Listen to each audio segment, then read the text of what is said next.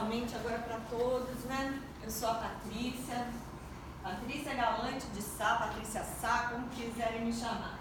Eu já venho, como o Ricardo falou, há algum tempo meio enchendo o saco dele, porque a gente fala muito de ODS, né? Fala de triple bottom line, aquelas coisas todas que estão no mainstream da sustentabilidade, mas eu acho que a gente, como associação, tem um papel muito importante também de falar das várias coisas que estão acontecendo nas bordas, que são o futuro.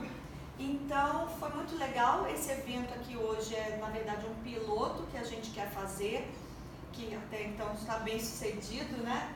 Que é para a gente ver se no ano que vem faz um evento maior e consegue fazer um espaço para discutir de coisas mais disruptivas. E quando o Ricardo me abriu essa possibilidade, né, esse espaço da última reunião temática do ano ser sobre o tema de coisas disruptivas, eu tentei buscar um mix, né, que pudesse representar um pouquinho dessas coisas. E lógico, todas as pessoas que estão aqui têm alguma relação afetiva comigo, porque são pessoas que eu acompanho o trabalho de perto, alguns são amigos até mais próximos, pessoas com quem eu já desenvolvi alguns projetos. Então são pessoas assim que eu confio muito, não só no tema, mas na integridade com que elas tocam os temas. E aí, eu, na verdade, em 2015, numa ruptura pessoal, eu fui para uma escola de sustentabilidade muito disruptiva, muito vanguarda, que eu não sei se aqui quem conhece, que é o Schumacher College, na Inglaterra, que trabalha muito com a ideia de sistemas vivos, né? E eu me apaixonei pelo tema da regeneração. Então, quando eu voltei para o Brasil, eu quis perseguir essa ideia dessa abordagem da sustentabilidade com essa lógica dos sistemas vivos. E aos pouquinhos fui me conectando com outras pessoas que também estavam, às vezes não com a linguagem de regeneração, mas estavam falando dessa mesma coisa com o pessoal, né, das empresas Steel, do Reinventando as Organizações, que também recebe aqui na Unibis uma vez por mês, e são eventos dos quais eu já participei. Então, cada um que eu for chamar aqui, eu vou contar um pouquinho de como foi o link com essa pessoa e o que essa pessoa faz. Então, a gente vai falar aqui de regeneração, porque que isso é um novo caminho. Então, a primeira coisa é o que significa a palavra regenerar. É engraçado que se você for dar um Google nessa palavra, você vai encontrar muito de coisa médica, que fala assim de como que regenera membro amputado, né? Esse tipo de coisa. Mas a regeneração, ela tem esse caráter, quando ela é voltada para a sustentabilidade, ela significa, né, você dar uma vida nova para alguma coisa, você melhorar, consertar e melhorar uma coisa que já existe. Então, vocês vão entender por que eu me apaixonei com a regeneração, e eu costumo codificar a regeneração como ela é a próxima geração da sustentabilidade. Próxima geração por quê? Porque ela ainda não é o mainstream. A gente ainda está falando de desenvolvimento sustentável, de ODS e tal, mas eu tenho muita confiança que a regeneração, que já chegou e está aí pelas bordas, vai ser o futuro mainstream. Então, quando a gente fala da próxima economia, né, um dos pais da ideia dos sistemas vivos é o Fritjof Capra. Ele é professor convidado frequentemente dessa escola que eu fui. Infelizmente eu não tive a sorte de ele passar por lá para dar aula quando eu estive lá, mas ele disse que é errado a gente falar que o que vem aí é a quarta revolução industrial, porque ele diz que isso que vem aí não é industrial, isso é um outro bicho, é uma outra coisa, com uma outra lógica, e que a gente vai ter que reaprender a pensar em termos de complexidade, de coisas muito subjetivas ou intangíveis, né? Trazer a importância dessa subjetividade para o nosso dia a dia, e redes. Aqui muitos de vocês já estão mergulhados, né? O pessoal da cuidadoria, o pessoal do IRG, o pessoal do Reinventando, trabalham com muitos coletivos, o Holochain também, né? O Júlio tem um mega coletivo também, e assim as redes elas vão se disseminando e aumentando. Não é preciso, né, ficar muito defendendo a ideia que esse capitalismo industrial, que a gente conhece, que tem toda uma lógica mecânica, o ver para crer, né, lógica cartesiana, ele está fazendo água, né, ele está desmoronando e uma outra coisa está surgindo no lugar e ele está desmoronando pela própria falta de mérito mesmo dele. Ele aguentou durante algum tempo funcionar dentro de uma lógica que era uma lógica artificial, de que o mundo funcionava como uma máquina, mas o mundo não funciona como uma máquina, uma organização não funciona, um bairro não funciona, uma cidade não funciona. Né? Funciona muito mais parecido com um organismo vivo do que uma máquina que pode ser controlada.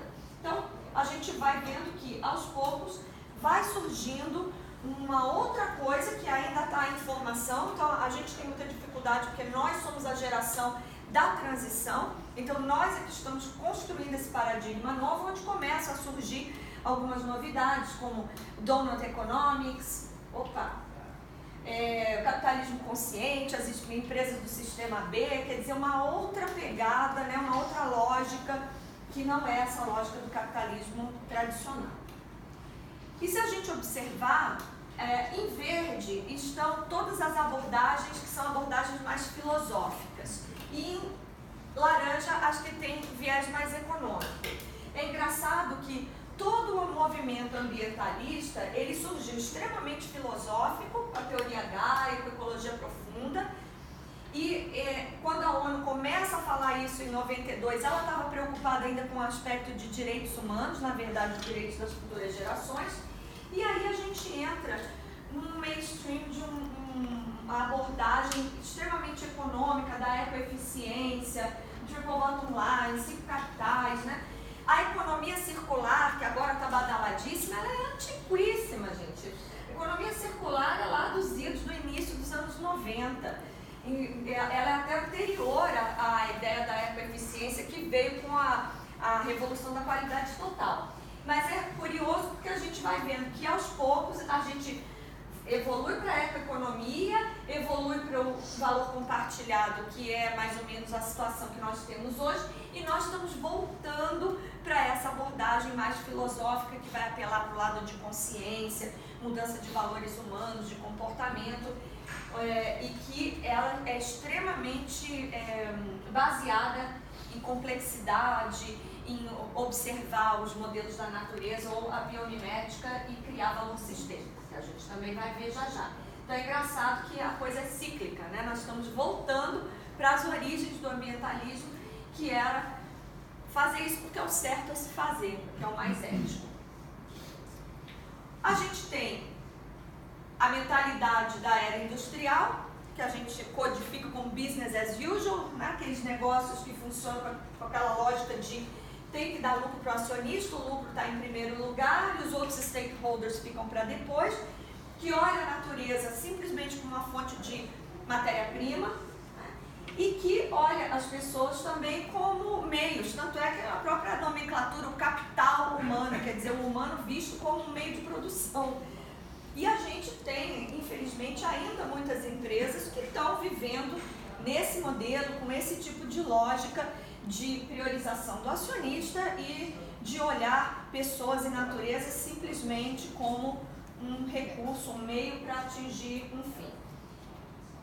Aí a gente evolui para a sustentabilidade ela começa a ganhar força a partir da Rio 92 e ela tem a ideia de como que eu minimizo impactos, como eu faço menos mal, reconhecendo que se eu tenho qualquer atividade produtiva, é inevitável que eu vou causar impactos, é impossível não causar impactos. Então o que vai ser meu compromisso? Diminuir ao máximo esses impactos e aqueles inevitáveis eu tentar compensar aquilo de um outro jeito. E surge a lógica de, não tem mais essa de que a prioridade é do acionista. Todos os stakeholders têm valor, porque a empresa tem uma licença social e qualquer negócio tem que criar valor, compartilhar valor com o ecossistema inteiro de stakeholders, não só os acionistas ou os altos executivos que ganham lá seus bônus de performance. Várias empresas, até empresas mais jovens, mais modernas, elas trabalham com essa ideia da economia circular. Por exemplo, muito bacana a L'Occitane, que junto com a TerraCycle, ela assume a reciclagem de qualquer embalagem, mesmo que não seja da marca dela. São as empresas que estão engajadas, né? As empresas que elas querem, de fato, minimizar os impactos dela e adotar essa circularidade na produção. Ou esse outro case, essa Bumera é uma startup brasileira que cresceu absurdamente. A Bumera atende vários grandes clientes, como a Nespresso e a Positiva, que por mais que a Positiva tenha a ideia de usar orgânicos, de reciclar todas as embalagens, né, minimizar o uso de insumos, ela ainda é uma empresa sustentável, ela não chega a ser uma empresa regenerativa. Outro exemplo dessa época da sustentabilidade são as empresas engajadas, que defendem causas. A gente vê, às vezes, algumas metem os pés pelas mãos, porque defendem causas de formas não muito legítimas e acabam tomando bomba, né? A gente tem vários casos recentes da Pepsi, do Grupo Reserva, da OMO, de tantas outras. E uma das primeiras que assumiu esse engajamento foi a Benetton. Mas se a gente olhar o processo de produção da Benetton, por mais engajada que ela seja, a gente não pode dizer que ela seja uma empresa regenerativa. Ela ainda é uma empresa que milita, navega com alto DNA de responsabilidade socioambiental, mas ela é uma empresa sustentável. E aí a gente chega na regeneração. Na regeneração, não basta você evitar impactos negativos, né? Você tem que criar mais vida no sistema onde você está inserido, na comunidade, no planeta, e aí a gente já está falando de valor sistêmico, a gente já não está mais falando de valor compartilhado.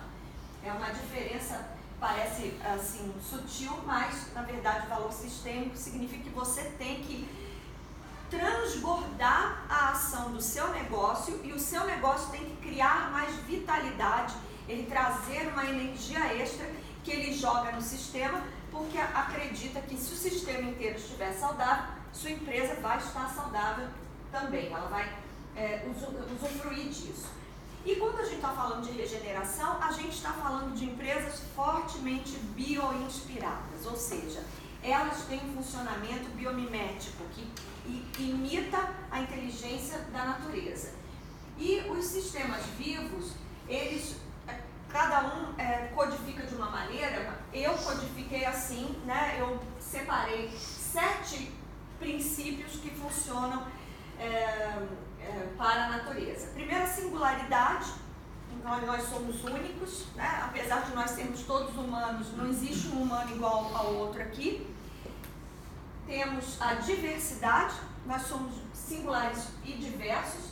A diversidade, ela traz mais resiliência para o sistema vivo, porque se der uma praga e nisso aqui tem plano B, plano C, né? Monocultura não é regenerativa, porque monocultura não tem diversidade, baixíssimo nível de resiliência. A interdependência, estamos todos interligados, né? Nós somos uma grande rede, a natureza ela é toda interdependente. Ela atua pela lógica dos sistemas alinhados, né? É o que a gente chama até do efeito cascata. Então você tem pequenas, ele impacta no maior, que no maior, que no maior, e a natureza ela trabalha também com sistemas distribuídos, vários hubs. Por isso que quando a gente, eu não vou falar muito, né, porque a Márcia vai falar de urbanismo, mas o moderno urbanismo, a lógica é de hub, de rede, e não mais, né, daquela coisa concêntrica. Essa questão dos sistemas alinhados traz para a gente uma nova ideia de que, começando pequeno, você começa a cascatear e consegue fazer grandes revoluções a partir do pequeno. Você não tem que estar preocupado com as revoluções macro, porque a revolução macro a gente até perde o fôlego, né? A gente fica, nossa, não vou conseguir mudar tanta coisa, mas começando os pequenininhos na somatória, eles conseguem criar uma grande mudança. Eu vou falar um pouquinho mais de caos para frente. E todo sistema regenerativo ele é evolutivo. A sustentabilidade parece que é aquela coisa que fica correndo atrás do próprio rabo, né? Eu fecho ciclos. A regeneração não. A regeneração ela sempre deixa aquele extra que é para evoluir. Ela não está preocupada só com a sobrevivência no sentido de eu me perpetuar. Eu estou querendo não só me perpetuar, mas eu cada vez ir evoluindo. E se a gente tiver que fazer uma paralela entre qual é o raciocínio de um sistema industrial ou de um sistema biológico, quando a gente está naquele pensamento cartesiano industrial, a gente olha o mundo como uma coisa linear, extrai, produz, consome, descarta. E a gente repete isso várias e várias vezes. A revolução da qualidade total, ela se deu pela padronização. A gente vem de uma narrativa de competição, você olha, são os meus concorrentes, né? E os processos, como se fosse possível manualizar tudo, prever tudo, botar regra em tudo, e onde o resíduo é aquela consequência quase inevitável de qualquer processo. No biológico, não. A gente está falando de redes auto-organizadas, é uma ideia holística, né, de trabalhar ciclicamente. A gente, pelo contrário, vai na contramão da padronização. Quanto mais diversidade, melhor. Hoje as empresas estão buscando muito a questão da diversidade, né, porque elas sabem que é da diversidade que vem a inovação. A gente está, um termo muito presente é a competição, onde eu olho meu concorrente, eu vi isso hoje com um novo nome, alianças pré-competitivas. Então, concorrentes se unem para poder lutar por coisas comuns, porque eles acreditam que se o todo estiver bem, todos vão estar bem, não adianta um querer concorrer com o outro. Quando a gente tem um sistema biológico, por ele ser caótico, por ele ser imprevisível, é daí que surge o inesperado e é daí que vem a inovação. E o resíduo, ele se transforma sempre em alguma outra coisa no sistema biológico. A gente estudou lá, né, na natureza, né, que nada se cria, nada se perde, tudo se transforma. E por que a gente vai buscar a biomimética? Porque a natureza é um laboratório que já mais do que testou e aprovou as soluções, é o sistema mais inteligente e eficiente que existe. Então, a biomimética, na verdade, para a área de design, de arquitetura, né, de produto, ela já está consagrada, já é uma área que trabalha, aqui um exemplo da Mercedes-Benz, olhando a hidrodinâmica de um peixe para trabalhar a aerodinâmica do carro. Então, biomimética é mimetizar, né, os sistemas vivos. Um outro exemplo foi a invenção do velcro, que foi a partir de uma observação dos carrapichos que grudavam no pelo dos cachorros, e um monte de outras soluções que foram surgindo a partir da observação da natureza, porque a natureza ela tem realmente soluções brilhantes. Mas a grande questão é, em produto, em arquitetura, né, o design, esse já está dominado. Agora, como é que a gente traz a ideia do sistema vivo, da biomimética, para processos ou para organizações? Então, é o que eu vou mostrar para vocês. Isso não esgota tudo, mas é o que eu chamo de pontos de acupuntura, né? Áreas de interferência onde você pode trazer a lógica do sistema vivo para atuar na organização, seja no branding, na comunicação, nos processos fabris ou processos de entrega de serviço e no próprio modelo do negócio. Uma startup que nasça já com essa ideia biomimética é maravilhoso, mas tem ainda outras empresas que estão repensando suas estruturas para se tornarem mais biomiméticas. No branding, o que você vai trabalhar? Basicamente esses três aspectos, né, que você vai ir buscar a essência da marca e o posicionamento dessa marca diante de questões, né, como que essa marca enxerga o mundo e ela vai buscar na essência dela o jeito dela e expressa isso depois de uma forma estética. Qual é a diferença para o branding tradicional e para o marketing tradicional? O marketing tradicional trabalhava com a ideia de diferencial. O que está errado com diferencial? Diferencial, eu estou olhando para o outro e me referenciando em relação ao outro. Quando a gente está falando de regeneração, com essa ideia dos sistemas vivos, não, a gente está trabalhando com singularidade. Não importa como o outro é ou deixa de ser, eu sou como eu sou. E essa é a minha verdade. Então, eu tenho que agir e fazer todo o meu branding a partir da minha verdade. Porque senão eu não vou estar genuíno. Porque a gente é único. E, na verdade, abraçar a diversidade também. Porque da somatória das singularidades, a gente consegue ter uma grande variedade, né, e muito mais criatividade.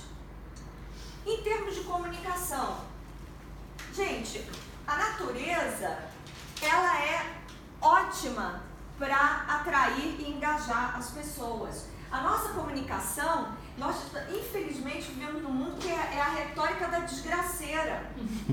Quando eu vejo uma coisa como o IRG, é um alento para mim, porque é alguém que está mostrando as coisas invisíveis, porque se a gente ficar na mídia tradicional, parece que só tem porcaria acontecendo no mundo.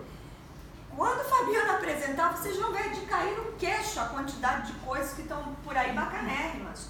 Então, como que a gente faz para positivar o nosso discurso, né? Um discurso propositivo que empodere as pessoas? O que a natureza usa como estratégia para engajar?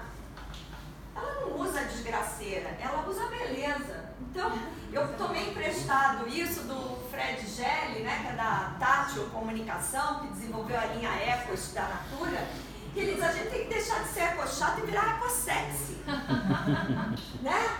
A coisa verde, não, é multicolorida, né? A natureza é o pavão que ele abre lá, você se atrai pela beleza, pela coisa positiva. Se ficar com o discurso da desgraceira, estão destruindo os mares, aí bota o animal deformado e tal. Gente, isso não engaja as pessoas, é um engano achar que isso engaja. Depois a Renata vai falar disso do ponto de vista da neurociência, vocês vão ver por que isso realmente não funciona. A gente tem que dar uma virada e adotar uma comunicação mais regenerativa.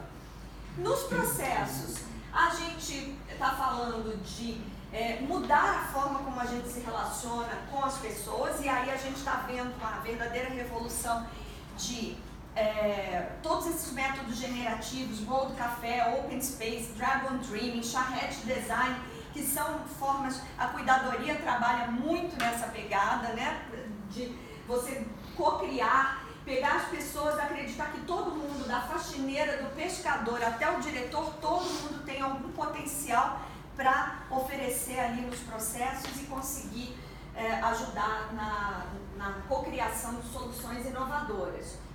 E abrir um espaço dentro da sua organização para um pouco de caos. Tudo prescrito, tudo manualizado, tudo previsto, você no máximo vai conseguir inovação incremental. No máximo, melhoria. Você não vai ter inovação disruptiva a não ser que você abra um espaço para o imprevisto. E toda evolução de sistema vivo, toda grande evolução acontece um caos primeiro. Agora, se eu falo caos para vocês, o que vocês entendem? Que palavra seria sinônima de caos? Bagunça, não é? Bagunça. Não, caos não é bagunça, caos é reestruturação. É uma força geradora, a figura mitológica do caos é uma força geradora. Toda evolução é precedida do caos, e todo caos ele acontece quando você começa a sentir o nível de energia do sistema aumentando. Vocês não estão sentindo que o nosso mundo atual está com uma energia? Isso é típico de momento de transição, onde o caos está crescendo e a gente está prestes a dar o salto evolutivo para um outro estado de coisas, uma reorganização. E finalmente as estruturas de negócio, né, que a gente tem a ver com que as empresas se organizam por dentro. Por isso eu trouxe aí o Henrique, que vai falar do Reinventando as Organizações, que é um livro badaladíssimo atualmente sobre repensar essas estruturas, a questão do pensamento estratégico e a questão de que legado, que valor sistêmico é esse que essa empresa está criando no ambiente. Quando a gente fala de organizações, se você pensar no sistema vivo, uma floresta funciona super bem, mas não tem chefe. Todo mundo sabe o que tem que fazer ali, ninguém canibaliza o outro, todos funcionam, competem até o limite de não prejudicar o todo. Então, é a mesma coisa, a gente sai de organizações extremamente matriciais e hierarquizadas, que são tradicionais de comando, controle, raciocínio mecânico, e vai para organizações mais horizontais, mais circulares. Aí a gente está falando de sociocracia, de holacracia, de organizações TEAL, de comunidades, empresas Lego, free workers, né? Um monte de outros modelos organizacionais que estão chegando por aí. E aqui está o Reinventando, que o Henrique depois vai explicar melhor.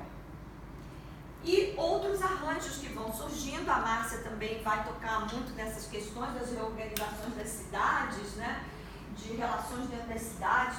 A gente vai vendo novos tipos de governança surgindo, como mandatos coletivos, ou maior transparência, uma participação muito grande dos cidadãos pelas redes sociais, e um monte de formatos cooperativos, de finanças cooperativas, né? Produtores rurais cooperativos. Quer dizer, a cooperativa é o modelo organizacional da nova economia. Será que essas empresas existem mesmo, né? Existem. E eu trouxe aqui alguns pouquinhos exemplos para vocês. Instituto Fazedores de Café.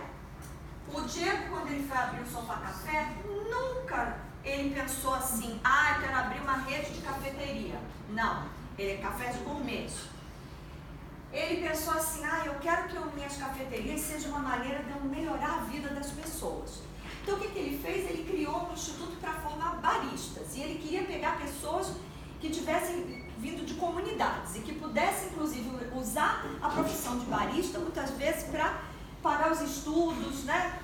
Não era nem para fazer carreira de barista. Mas ele viu que ele não ia ter condição de fazer isso sozinho, que ia sair por cabeça, para sair do jeito que ele queria, R$14 mil por cada pessoa que fosse treinada. Ele disse, não tem a menor condição de fazer isso. O que ele fez? Se parcerou com os concorrentes dele, pegou fazendas produtoras de café concorrentes entre si, botou todo mundo junto, fornecedores de equipamentos, juntou aquela massa de concorrentes entre si, e com isso eles viabilizaram fazedores de café. Gente, ele forma mão de obra para ele? Maravilha! Mas ele forma mão de obra também para os concorrentes dele. Ele forma mão de obra para a gente que está lá só para financiar o curso de design, que na verdade o cara quer ser médico, e tudo bem. Não é aquele raciocínio egoísta, estou investindo treinamento num cara que ele depois não vai ficar trabalhando comigo. Com isso, o setor inteiro de café gourmet se torna mais resiliente. Mesma situação da Escola Windsor de hotelaria. Quando ela foi criada, ela aproveitou um prédio que era um escombro de um hotel falido em frente à Rocinha. O que eles fizeram? A rede Windsor é uma rede que tem vários hotéis no Rio, e eles criaram essa escola com metodologia suíça, pessoas que uma ONG vai lá recrutar dentro da Rocinha. Eles usam os próprios executivos da rede para treinar também as pessoas, a prefeitura deu um prédio. Eles formam mão de obra para a hotelaria do Rio de Janeiro inteira, não é só para os hotéis deles. Mas com isso eles conseguem tornar o turismo mais resiliente. Isso foi às vésperas de ter Copa do Mundo e Olimpíadas no Rio de Janeiro. Então com isso eles conseguiram tornar a própria área do hospitalidade no Rio de Janeiro mais resiliente, formando toda essa mão de obra qualificada. Agora, olha o valor sistêmico, gente. Essa pessoa que está tendo esse curso, ela volta para a casa dela e ela aprendeu etiqueta, aprendeu inglês, aprendeu regras de higiene, aprendeu a cozinhar, a arrumar uma mesa. Ela volta lá para a casa dela na comunidade, leva essas coisas, leva isso para os amigos, para os parentes. Então, acaba transformando, transbordando para muito além da rede de hotel. Outro exemplo em sectas, que usa retalhos, meninas lá de Santa Catarina, retalhos de tecido, a confecção gera renda para comunidades locais e tudo unissex, porque não tem mais sentido falar isso aqui é para homem, isso aqui é para mulher, cada um que use o que quiser. Muito simpática essa empresa, a Dobra, uns meninos lá de Porto Alegre fazem umas carteiras de um negócio meio de papel, não tem hierarquia, todos têm o mesmo cargo, todos ganham a mesma coisa. Eles abrem, fazem tutorial online de como fazer a carteira deles. Não estão preocupados, vou copiar, gente, não estão preocupados. Já estão fazendo um monte de outro serviço. A estampa, ó, crowdsourcing. Quem quiser manda estampa aí pra gente. Se escolherem a carteira com a tua estampa, você virou sócio e ganha lá o seu quinhão da carteira que foi vendida. É outro raciocínio, né? E depois volta para a reciclagem, que você ganha incentivo para a compra da próxima carteira. Mas para não ficar só em empresa pequena, vamos para as empresas grandes, né? Ben & Jerry's hoje é Unilever. Ben & Jerry's, o Ben e o Jerry eram hippies e começaram a fazer sorvete, mas para eles nunca foi a ideia de fazer sorvete. Eles queriam usar o negócio deles para fazer a diferença no mundo. E eles são extremamente engajados em influenciar políticas públicas. Então a Ben & Jerry's, ela olha a empresa como um meio, e tanto é que o board da Ben & Jerry's é inteiro formado de ativistas. Deve ter tido algum acordo lá com a Unilever quando vendeu, que eles estabeleceram assim. Então não é um board de executivos, é de ativistas. E a presidente do board é uma mulher, inclusive. Vocês já imaginaram uma empresa dizer não compre o produto da gente? Então a Patagônia faz isso, e a Patagônia vira e mexe, tem alguma nova iniciativa de você devolver a jaqueta que eles reciclam, né? Um outro exemplo de empresa regenerativa, a Nike. A Nike queria fazer um tênis mais sustentável e ela, então, depois de testar várias coisas, inventou uma forma de um tênis todo tricotado, que usa muito menos matéria-prima. Agora, ela poderia ter guardado isso para ela, mas não. Ela resolveu que ela ia abrir essa tecnologia. Hoje você pode ver que as marcas concorrentes, a Puma, a Adidas, usam tênis tricotados que são menos matéria-prima, mais confortáveis e são mesmo preço. Ela não perdeu dinheiro e nem o consumidor está pagando mais caro por esse tênis. Ou a EDP, outra empresa gigante de energia, que ela se percebeu uma empresa sem alma. Então ela dizem que hoje eles vivem um processo caótico, que é ordem no caos, onde eles têm um monte de métricas subjetivas, como por exemplo solidariedade, simpatia, amizade. Eles medem isso dentro da organização, que isso para eles se tornou importante ter esses KPIs mais qualitativos.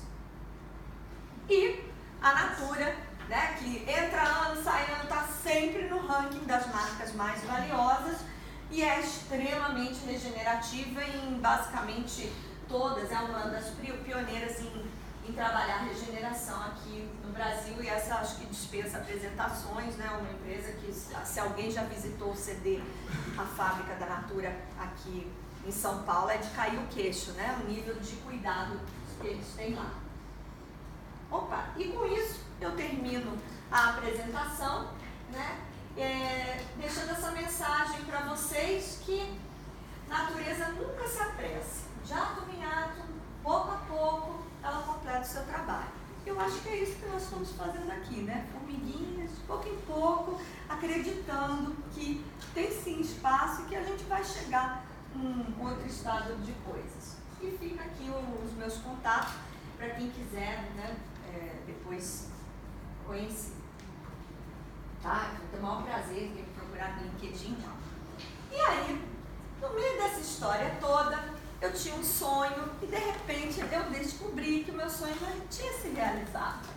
Porque um belo dia, acho que foi a Flávia Vivaco, que tem uma página na internet chamada Design Regenerativo, ela me conectou com esse cara aqui, que agora tem um grupo de Zap enlouquecido, que já tem 204 pessoas, que diariamente vem link de coisa nova, que ele criou o grande repositório onde estavam os regenerativos, e de repente a gente se enxergou e viu que nós éramos muito mais do que a gente imaginava. Então o meu sonho de ter esse metasistema de regenerativos se realizou, e eu vou deixar o Fabiano Porto então apresentar para vocês de onde surgiu e como ele conseguiu fazer essa loucura virar realidade.